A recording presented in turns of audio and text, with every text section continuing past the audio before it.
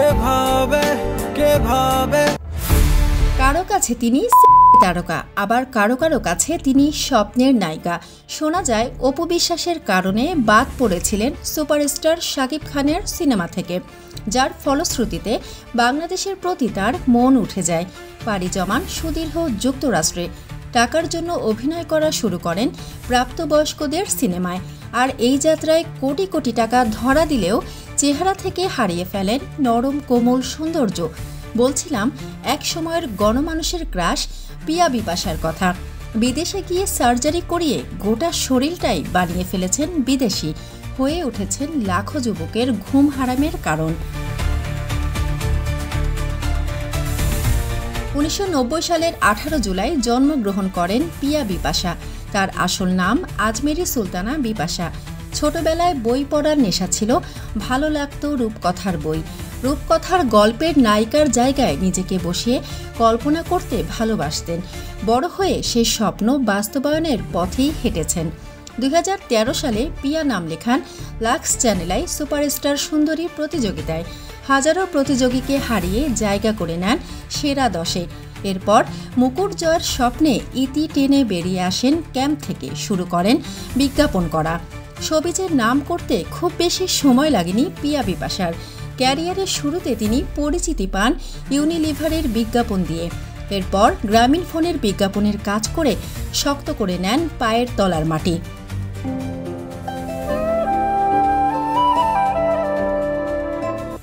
2013 সালের দ্বিতীয় মাত্রার নাটক দিয়ে অভিষেক হয় ছোট পর্দায়। একে একে অভিনয় করেন প্রায় 55টি নাটকে।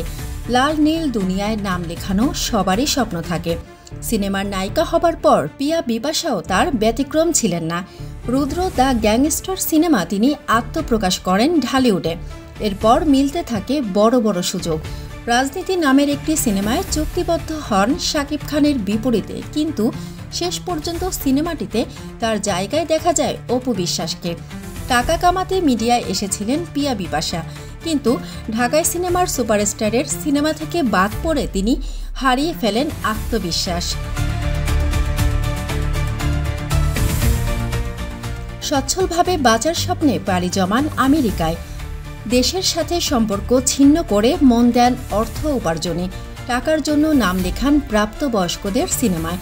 মাত্র 5 মাসে আয় করেন প্রায় 3 কোটি টাকা। কিন্তু টাকা মিললেও বাজারে রটে যায় নানা বদনাম।